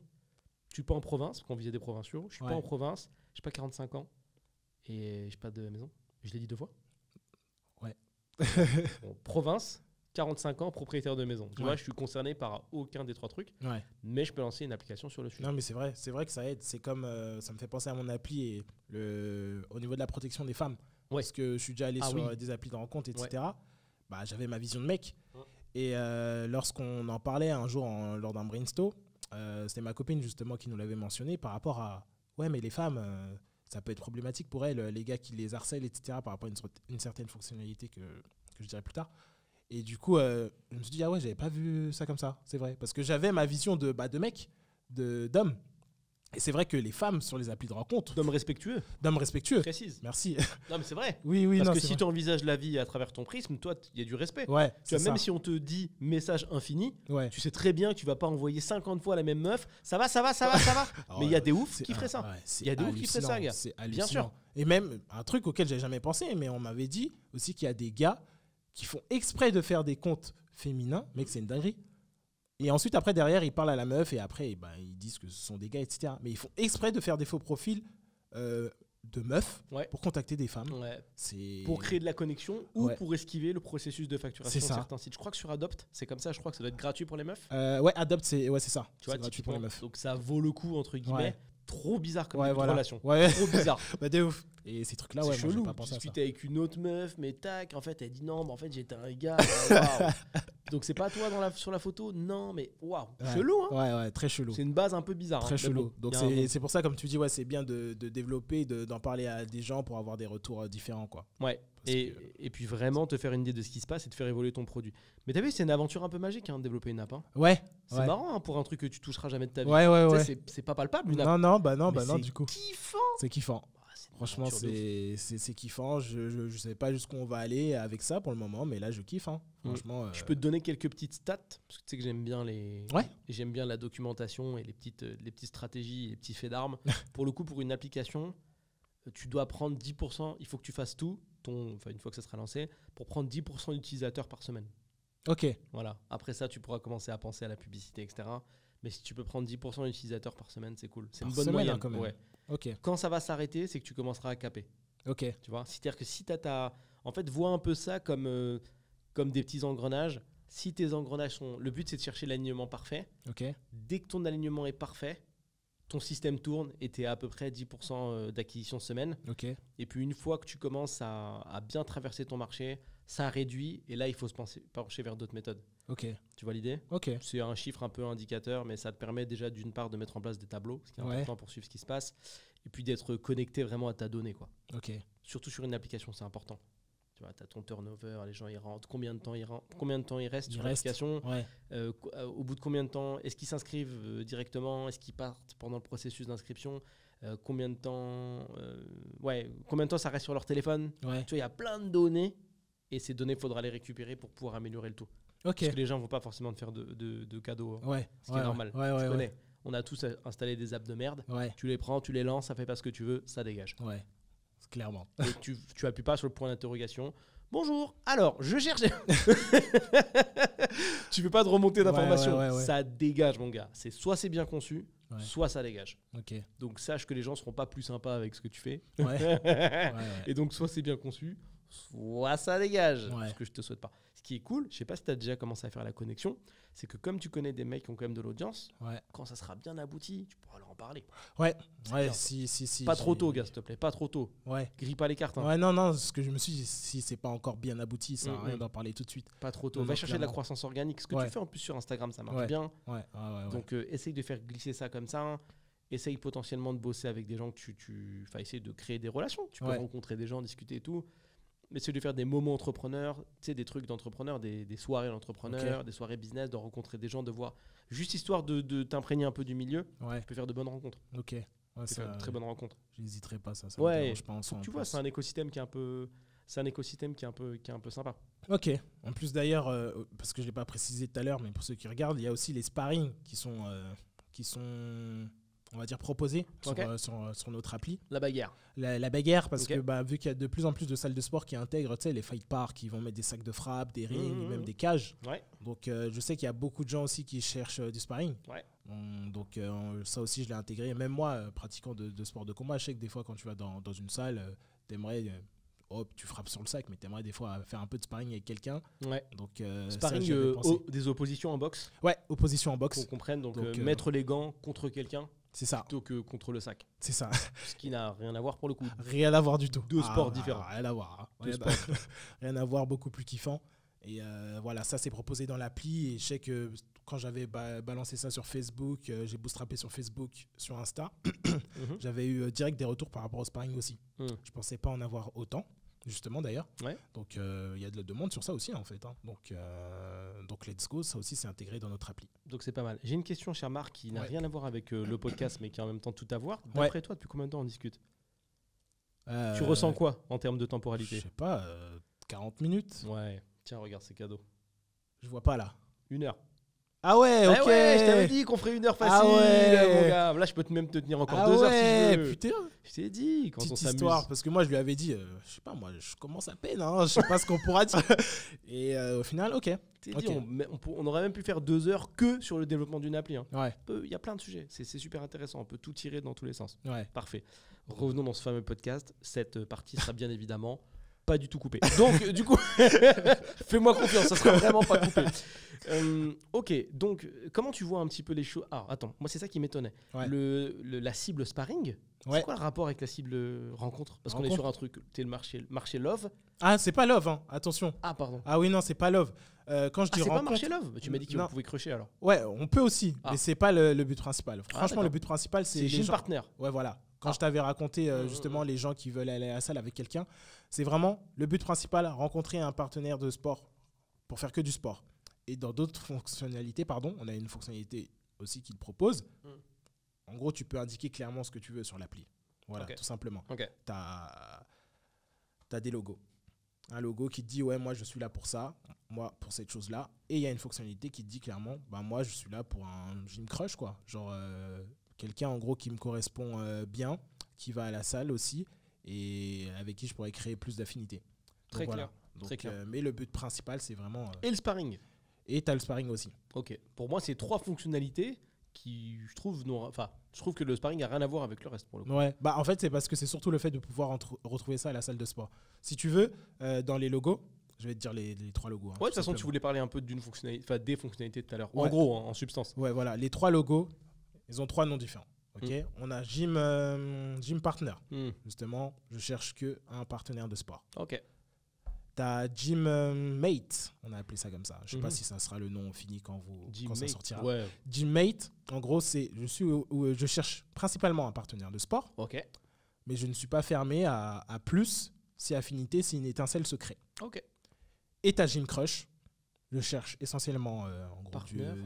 Répète-moi le premier partenaire, c'était quoi? Gym partner. C'est quoi partner tout quoi? Je cherche uniquement un partenaire pour faire du sport. Ok, le milieu. Gym mate. je cherche principalement un partenaire pour faire du sport, et mais plus je ne suis pas, voilà, je ne suis pas fermé. Et le 3 ? Et le 3, c'est je cherche principalement quelqu'un pour du love. Je cherche principalement une personne avec qui je vais pouvoir créer cette étincelle au niveau sentimental. Et une personne en même temps qui partage quand même ma kiffance pour le sport, on va dire. Et pour l'entretien du sport. Bagarre. En vrai, Bagarre, il est... Le mec qui mélange tout. Numéro 4. Ouais, on peut dire Bagarre. En vrai, il est même pas dans les logos, tu sais. Mais là, tu me fais penser que peut-être je pourrais le mettre, je sais pas. Mais en fait, ou pas, je trouve ou ça pas. rien à voir. Non, mais je note quand même, vu comment toi, tu l'as perçu, tu vois. Ouais. Mais Bagarre, c'est plus dans les fonctionnalités où tu choisis le sport. En fait, on a aussi un menu déroulant au début quand tu fais l'inscription, tu dis ce que tu fais. Par exemple, le lundi, je fais du développé couché. Enfin, pardon, le lundi, je fais les pecs. Le mardi, je fais le dos. En fait, tu fais ta séance type, tu vois. Et tu peux mettre que le jeudi, je sais pas, tu fais du sparring. Et tu peux avoir une recherche justement où tu vas chercher un partenaire qui fait... c'est pas principal. Non. Ok, moi j'ai cru vraiment que c'était le truc qui, mec, à ce compte-là, fait une app que tu appelles sparring et non, voilà, oui. Okay.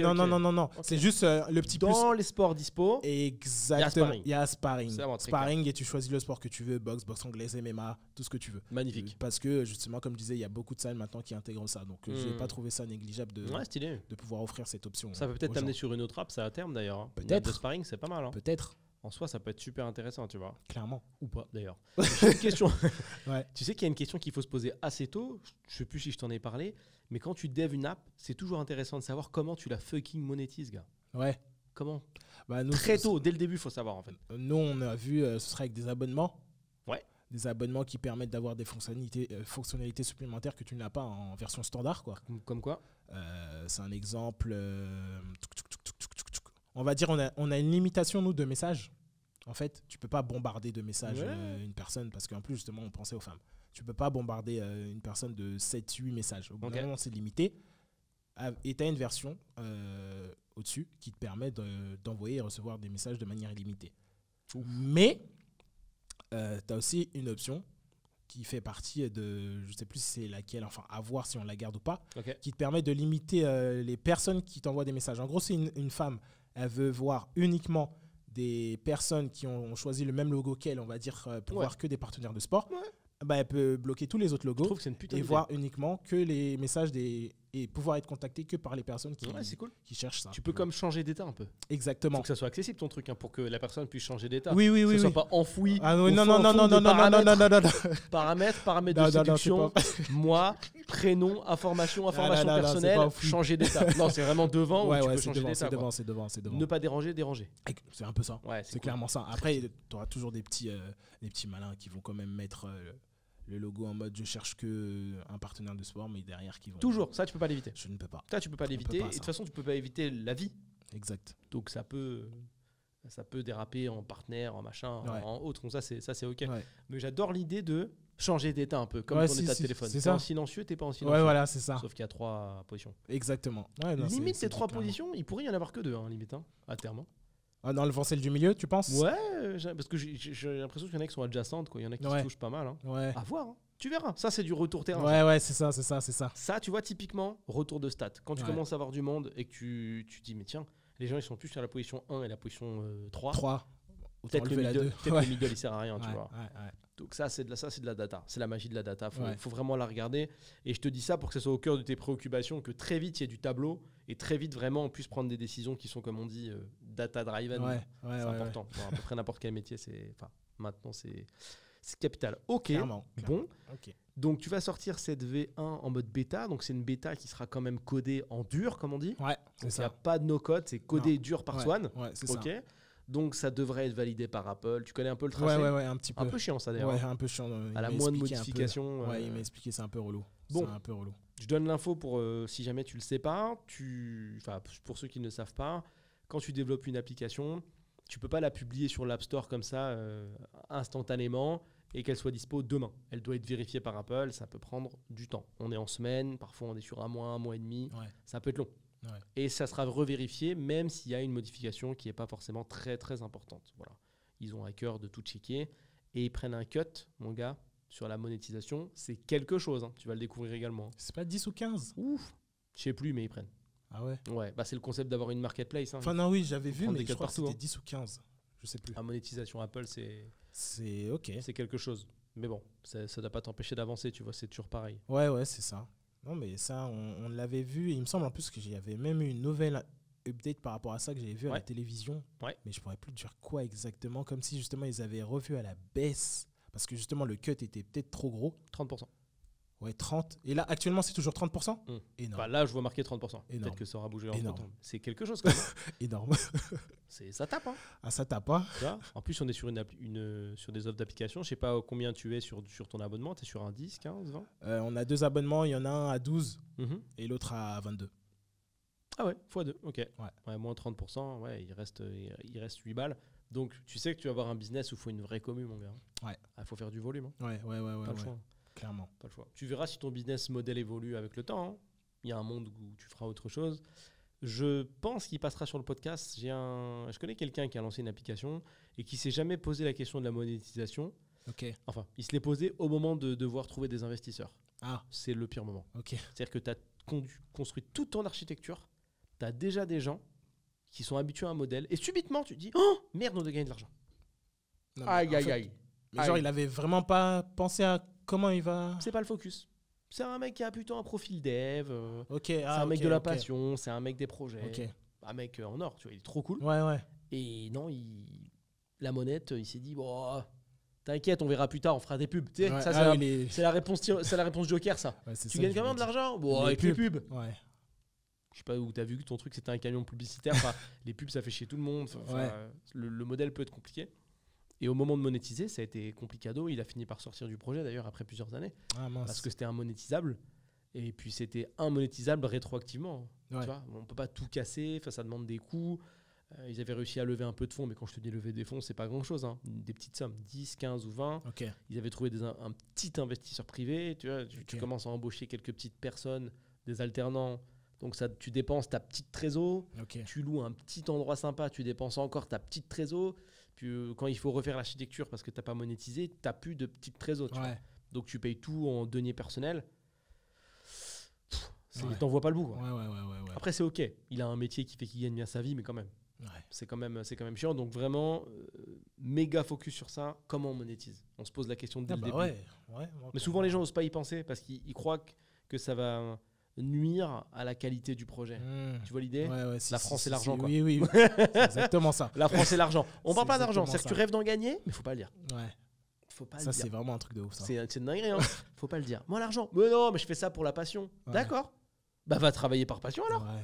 Pourquoi on annule le salaire ? Même le fait de demander combien tu gagnes, genre c'est un truc, c'est un sujet tabou. Sur des salaires, c'est absolument OK pourtant en plus. Hein. C'est pas un truc de ouf. Hein. C'est pas un truc de ouf. Mais là, ça c'est vraiment une question que tu dois absolument te poser parce que c'est ultra fort. C'est ultra fort d'avoir la réponse. Mais bon, je vois que comme tu as des tarifs d'abonnement, tu sais déjà. Ouais. Si, on y avait pensé assez vite. C'est tout. Hein. Bêta, retour d'infos, monétisation, puis après tu évolueras. Je pense qu'on pourra en reparler plus tard. Je suis curieux de savoir où ça va mener tout ça. Ouais, moi aussi. Et comment tu vas faire quand il va falloir passer sur le côté un petit peu plus officiel de tout ça. Tu vois, on s'associe pas, à quel moment on lance, parce que si tu t'associes, ça amène aussi de la dépense. Il faut du capital social. Pour s'associer ? Bah oui. Enfin, tu parles pas avec Swan officiellement ? En offi, ouais. Ah ouais ? Bah oui, il faut du capital social, il faut créer une vraie boîte. Oui, dans ce sens-là. Il faut de la compta. Tu vois, je suis curieux des choix que vous allez faire parce que ça time un petit peu ce que vous faites du coup. Il faut commencer à payer de la compta mensuellement. Il faut mettre du capital social. Tu vois, donc là, ça donne une temporalité à ton projet. Tu vois. Tu commences à dire on est en négatif, c'est un peu chiant. Tu vois. Pour l'instant, lui, comme c'est sa compétence, il est OK. Tu vois, il n'y a pas de problème. Mais quand il faudra dépenser pour faire vivre, là, ça va être un autre constat. Tu vois, ça va amener un autre défi dans le truc. Carrément. Mais c'est bien parce que ça va vous forcer à être efficace. Tu vois, tu es toujours dans ta tête en mode bootstrap. Comment, essaye de vraiment garder ce mindset-là, comment est-ce qu'on arrive le plus rapidement à obtenir notre data et nos informations ? Si tu penses tout comme ça, tu arriveras forcément quelque part. Et je ne te le souhaite pas, tu arriveras potentiellement face à la fameuse porte du « c'était un mauvais projet ». On ne sait jamais à l'avance. Tu sais jamais comment se comporte le marché. Même si tu suis tout bien, il se peut que ce soit une idée claquée. Il y a un monde, mais il se peut que ce soit une idée un peu middle, ou il se peut que ce soit une très bonne idée. Mystère. La seule règle, c'est qu'il faut essayer de suivre quand même les frameworks qui sont déjà là, tu vois. Pas perdre 5 ans en développement dans le vide. Essayer d'être bootstrap un maximum. envoyer de la data un max. Parce que même en faisant attention, tu peux te faire surprendre. Tu vois, typiquement sur l'application que nous on a lancée, tu vois, tout était carré. C'est moi qui drivais, donc c'était carré. Des tableaux dans tous les sens, tout tac, 10% par semaine. Bam, bam, bam, magnifique. Le marché s'effondre. Ah, ça c'était. Tu peux rien faire. Ouais, tu pouvais rien le faire. Le marché sur lequel on se positionne, il a décidé de ne plus exister. Tu peux faire que dalle. C'est comme ça. C'est la vie. Pourtant, sur le papier, c'était bien. C'était une belle app, tu vois. C'était une app de livraison un peu avancée sur des produits très spécifiques qui se trouvent normalement que en gros. Mais ce produit-là, il a totalement décoté, tu vois. On s'est positionné sur une pénurie. Il y avait quand même un timing à prendre. On a essayé de le prendre. On l'a bien démarré. Et le temps que ça soit dispo, que tout soit réglé, le marché a disparu. Ah ouais, damn. Ça fait partie du jeu. Ouais, ça fait partie du game. Non, pas de regret. Moi, jamais de regret. Super aventure. Pour moi, c'est que de l'expérience de toute façon. Franchement, même quand j'avais arrêté, comme je t'ai dit tout à l'heure, le SMMA, quand tu m'avais formé, etc. Oui. Que de l'expérience. J'ai pris de l'XP, j'ai pris des choses. J'ai appris des choses que je ne connaissais pas du tout, qui me servent même maintenant, tu vois. La manière d'agir, de voir les choses stratégiquement dans le business. Donc non, c'est que de l'XP. Et puis moi, je suis très en mode One Life. Ce que j'ai mis sur mon Insta, sur ma page de profil, très One Life, dans le sens où on vit qu'une fois. Et j'ai pas envie d'avoir de regrets dans ma vie. Ouais, pas de regrets. Donc de faire vraiment tout ce que j'ai envie de faire. Pas bêtement non plus, mais vraiment essayer de se donner les moyens d'y parvenir et de se lancer, quoi. Parce qu'il y en a trop qui regrettent. C'est comme quand tu es dans un taf et qu'il y en a plein qui disent « Oh, j'en ai marre de mon taf et tout », et qui vont te dire ça tous les jours. Pars, hein. Pars. Ouais. C'est tout. OK, hein, il va rien se passer. Hein. Pars. Il y a plein de gens sur Terre qui n'ont pas de CDI, hein, t'inquiète. C'est ça. C'est important de le savoir. Il fait les choses. Donc, non, ça, j'en ai conscience. C'est des trucs. Il faut que tu gardes aussi un côté agilité, donc toujours à l'écoute. Je vais reprendre l'exemple de cette formation, en tout cas sur le CMMA. C'était plus un genre de coaching. C'est que tu vas devoir dealer avec les besoins des gens. C'est-à-dire qu'au moment où on a bossé ensemble, c'était un certain temps maintenant, j'ai été dans une config où effectivement j'avais une solution, c'est quelque chose qui fonctionnait, mais le marché, donc dans cette configuration, toi, a rencontré une problématique qui pour moi n'existait pas, entre guillemets. Moi, c'était OK de faire du call-call. Mais je comprends de ouf que ça puisse être super décourageant. Et la posture que j'aurais pu appliquer à l'époque, c'est un peu la config du même, tu sais, qui dit tu es triste ? Arrête. Là, c'est un peu ça. C'est dur. Bah, travaille. Tu vois ? Et je t'amène sur ce sujet-là pour te dire que c'est super important d'être agile et que là, on est X temps après. Et j'ai toujours un accompagnement sur ce sujet-là qui est beaucoup plus pointu.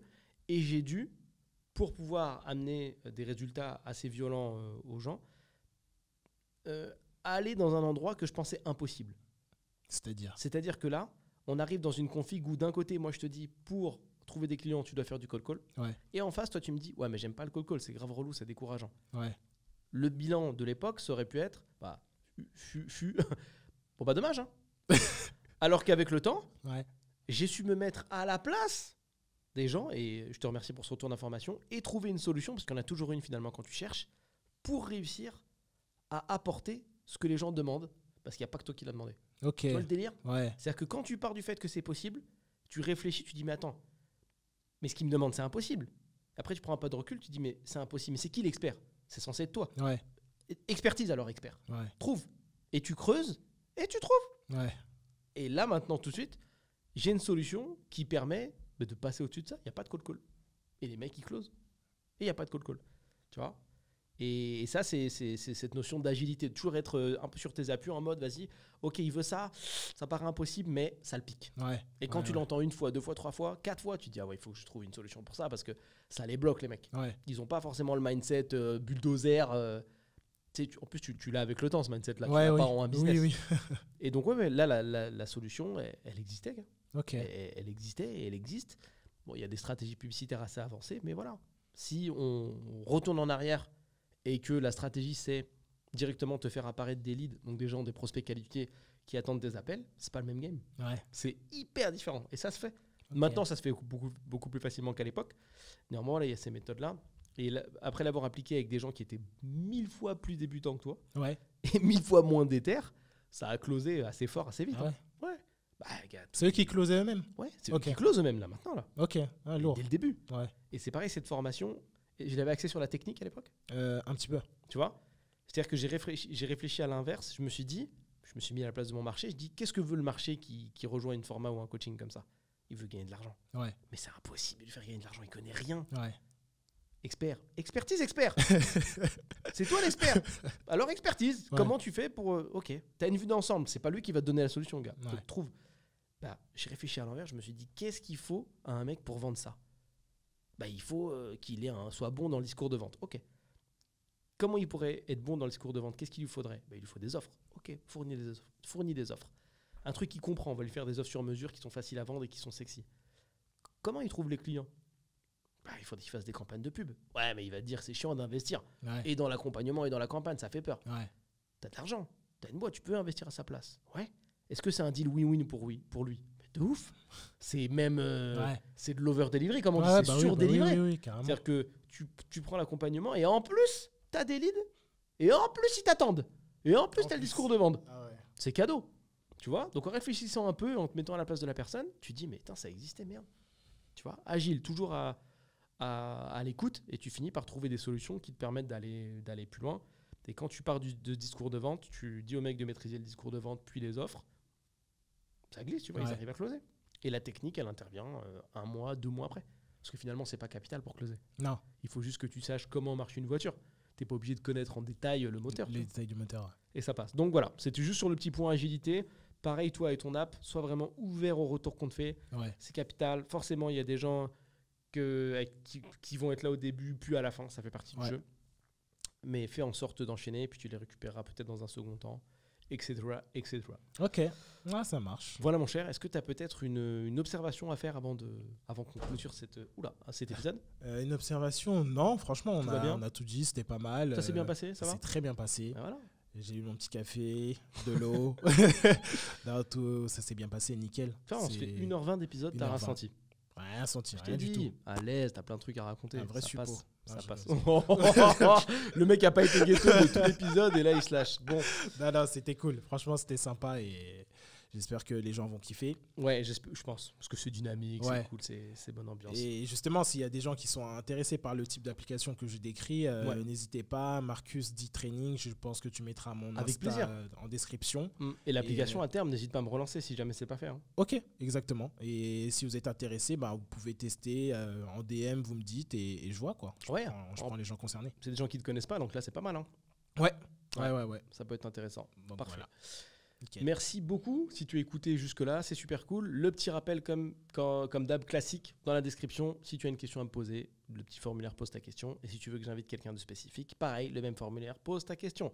Si tu kiffes le podcast, 5 étoiles où tu veux, Spotify, Deezer, la planète Terre, tu choisis, tu laisses ça où tu veux. Un petit commentaire YouTube aussi, ça fait toujours plaisir.